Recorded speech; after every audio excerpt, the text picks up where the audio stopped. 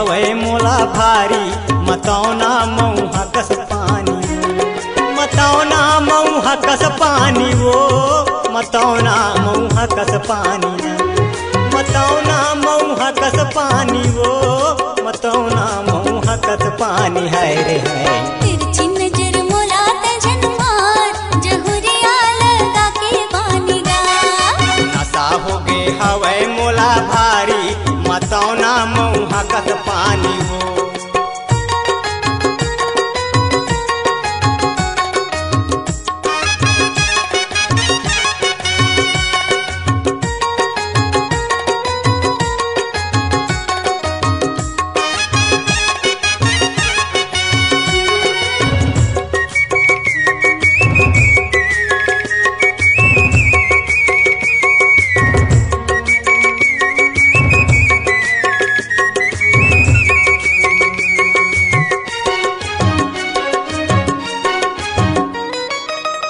जब ले देखे हो मैं हर तोला सुरताया थे रानी तो, ए रानी सुरताया थे रानी तो।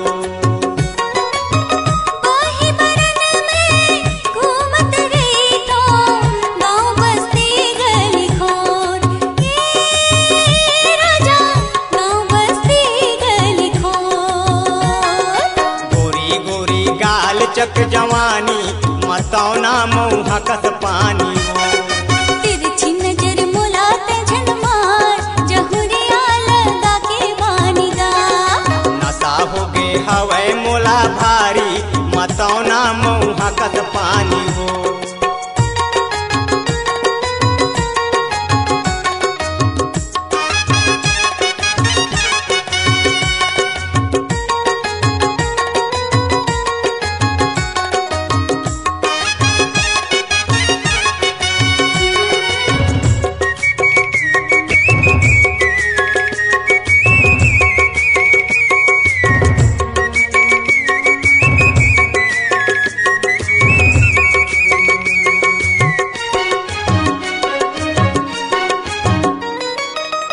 चढ़ती जवानी माँ मन बौरा थे करे जल मारे हूँ, ए रानी करे जल मारे हूँ।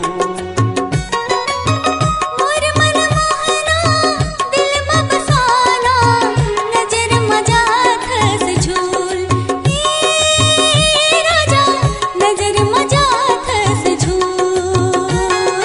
लिख दे तिन दुनो प्रेम कहानी मतौना मऊहा कस पानी वो।